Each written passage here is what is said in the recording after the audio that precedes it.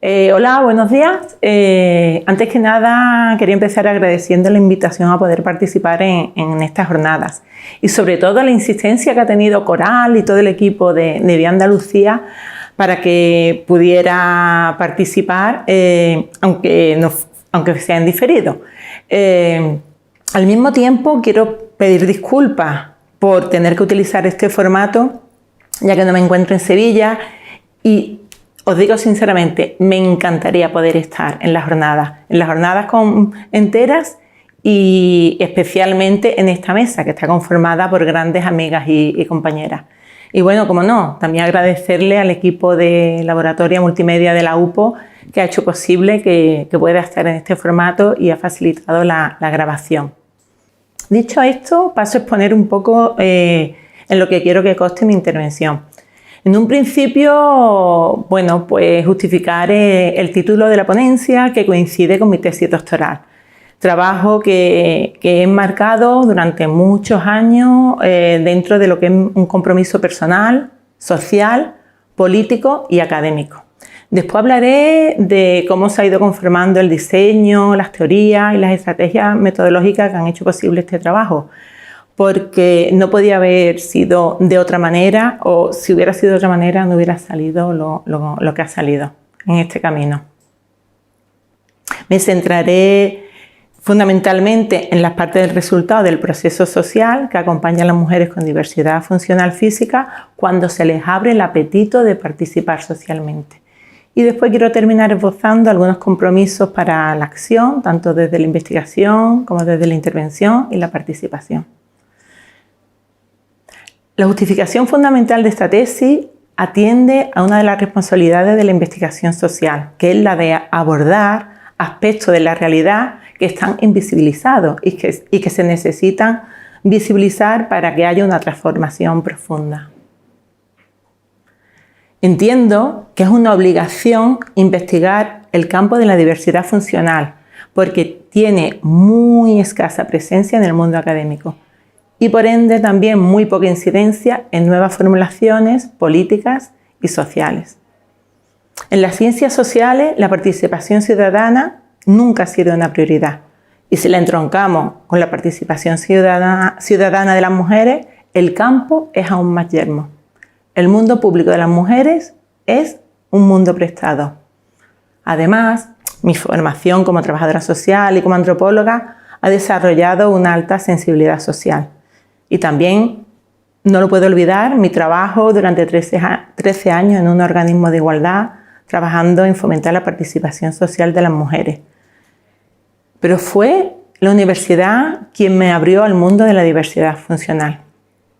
Aquí, en la universidad, descubrí el rol protagónico y al mismo tiempo invisible que tienen las mujeres en estos espacios.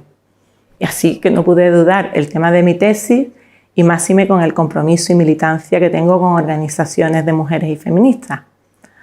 Por tanto, la intención que ha tenido este trabajo durante más de 5 años ha sido generar conocimiento y dar a conocer una realidad que está invisibilizada e ignorada. Yo parto de que las organizaciones de mujeres, las organizaciones sociales, con sus discursos y sus prácticas políticas, crean conocimiento y otras formas de saber y de hacer. Abre posibilidades y cuestiona las divisiones convencionales que hay entre universidad y sociedad, entre teoría y práctica, entre grupos de investigación y grupos de activistas. Y yo he querido trabajar en esa onda. He querido trabajar uniendo y acercando la universidad a la sociedad y a la inversa. Quiero además también hacer hincapié en que el trabajo que yo he hecho y el que presento en esta jornada tiene como máximas protagonistas a las mujeres. Al principio me planteé trabajar también con los hombres y hacer un análisis desde la perspectiva de género.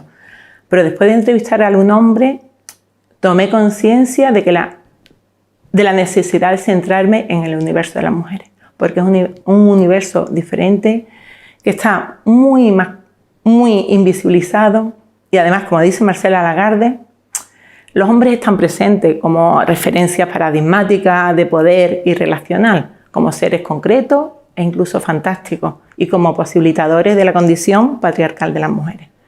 Por todo ello, el objeto del trabajo y de lo que presento aquí es abordar cómo son los procesos participativos de las mujeres con diversidad funcional física en el contexto andaluz. Quiero decir que ha sido un guiso que se ha ido cociendo poco a poco y a lo largo de todos esos años se han ido formulando y reformulando una serie de preguntas según las líneas de interés que se iban abriendo, en lo que leía, en la formación que tenía y sobre todo a lo largo de las entrevistas que iba haciendo. Las preguntas fundamentales que han determinado el trabajo pues, han sido ¿cómo son las mujeres con diversidad funcional que participan activamente en organizaciones sociales? ¿Cómo es ese proceso participativo de estas mujeres? ¿Cuáles son las motivaciones que las han llevado a participar? Y también, fundamentalmente, ¿cuáles eran esos facilitadores y esos obstáculos que encuentran para desarrollar una ciudadanía activa? Esto nos lleva a formular el objetivo de identificarlo y por ello me detuve en interpretar cómo se construye esa participación social de las mujeres con diversidad funcional en las organizaciones sociales, teniendo muy en cuenta las estrategias que tenían que poner en marcha en la organización del uso de los tiempos y de los espacios. Por tanto, me he centrado en conocer y hacer visible este proceso, el proceso de participación ciudadana de las mujeres con diversidad funcional.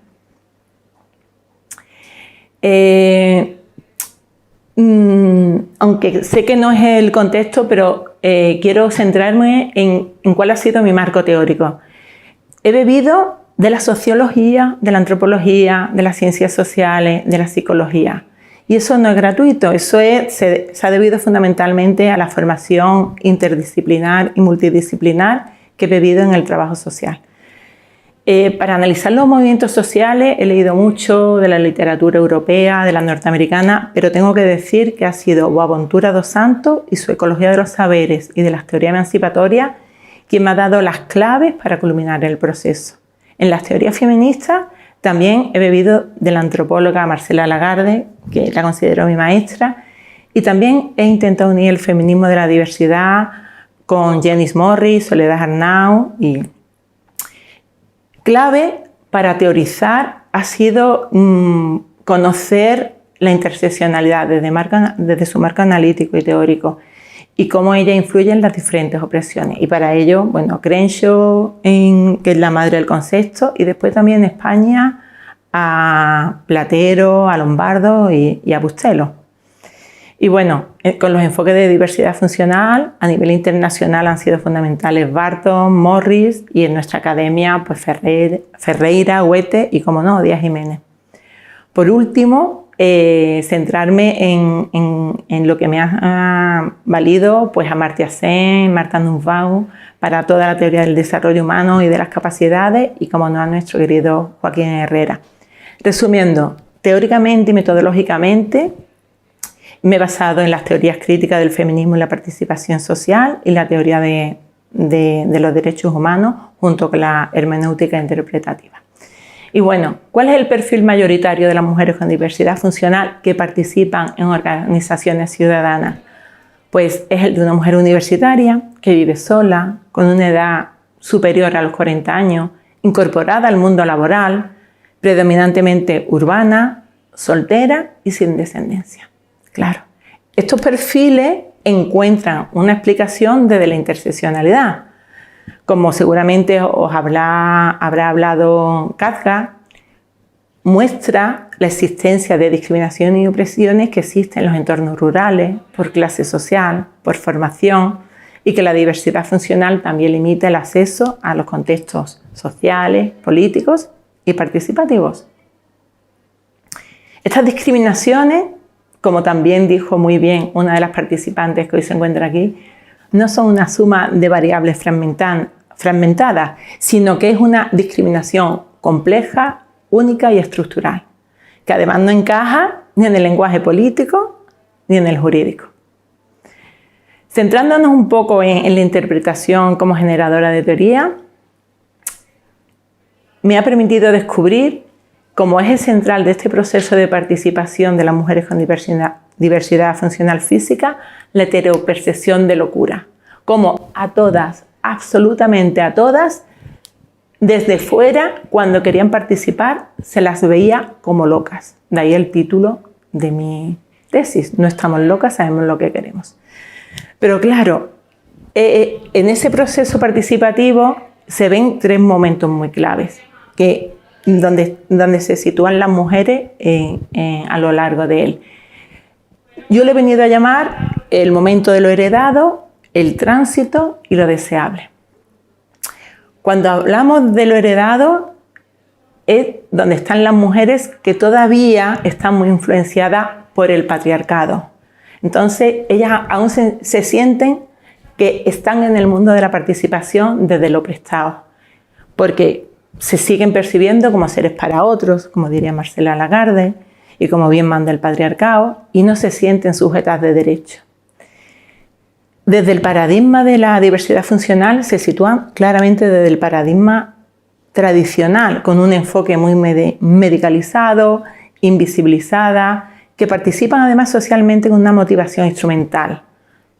Participan porque tal entidad le presta un servicio, porque es más barato, pero no tienen aún una conciencia social. Además, estas mujeres aún conviven con otras opresiones que siguen activas, como son la clase social, la edad, el hábitat y la naturalización y neutralización de la violencia, que es de las cosas más dolorosas junto con la accesibilidad que salía. Es en esta parte del proceso cuando a las mujeres las nombras como locas y ellas lo viven como culpa. Si pasamos ya al momento del tránsito, ya de esa conciencia individual se va vislumbrando una visión grupal. Dan un salto cualitativo a esa visibilidad social y a esa inmersión de participación. Pero claro, si lo analizamos desde el punto de vista feminista, todavía lo siguen viviendo como un sincretismo de género y que en algunos casos lo viven como escinsión. Y esto potencia una esquizofrenia vital y asociativa. Es decir, quieren participar, pero los mandatos de género aún les hace que se sientan mal. Y entonces están ahí en un ir y venir, ¿no?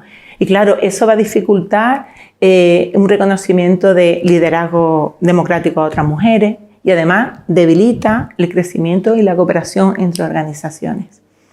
A nivel del paradigma de la diversidad funcional se sitúan en modelos integradores, que desde esa integración con los diferentes contextos facilita una conciencia grupal de la diversidad funcional física.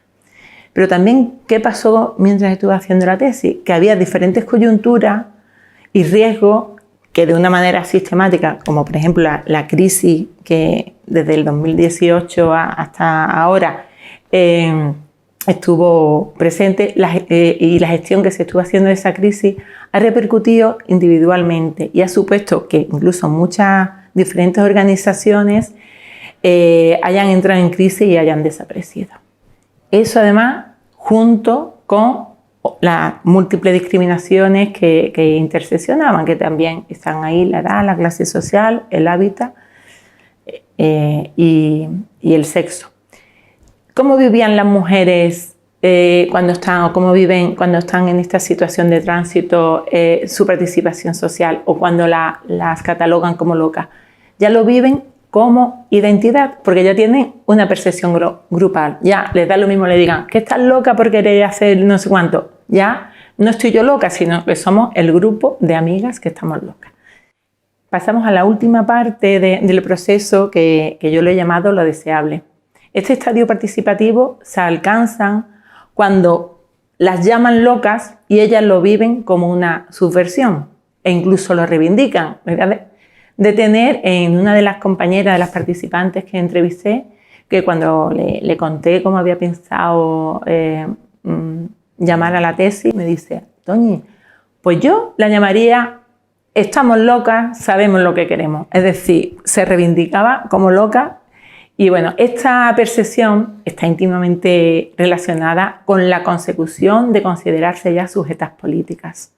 Ellas sitúan su participación ciudadana desde el paradigma de los derechos humanos y traer al espacio público realidades invisibilizadas y, lo que es más importante, sus capacidades y sus aportes. Abrirse a la participación social cuando se encuentran en esta parte del proceso ha roto con los enfoques tradicionales de la diversidad funcional, acercándose al modelo de vida independiente y al de los derechos humanos, lo que ha ayudado a romper con el aislamiento y ha favorecido desarrollar sus capacidades, ser sujetas políticas y establecer relaciones de solidaridad y de sororidad, creando conciencia de grupo y de pertenencia. Es decir, son ciudadanas de pleno derecho a quienes se les debe de ofrecer una igualdad de oportunidades real en relación al resto de personas, defendiendo que la discapacidad no es individual, no es grupal, sino que es social. Entienden estas mujeres el desmantelamiento de la violencia desde la participación en organizaciones y acciones colectivas. Lo viven como una forma de rebelión contra la violencia.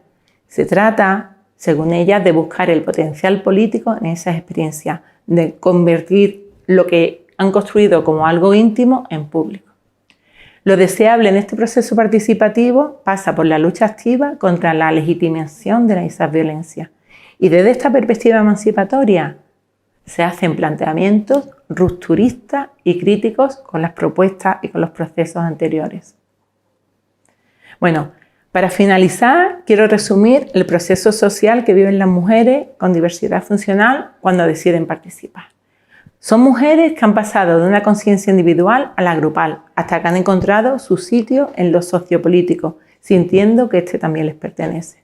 Son mujeres poderosas, que el sistema dominante las ha construido como víctimas, con realidades diversas que se han querido homogeneizar, que se han querido normativizar.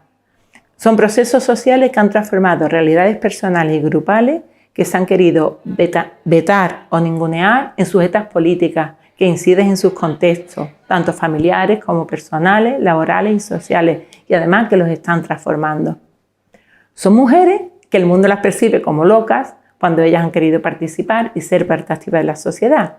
Y ellas han transformado esa locura en identidad grupal que les ha dado fuerza para defender lo que cree e incluso en su versión, tomando conciencia de sus capacidades y autonomía personal.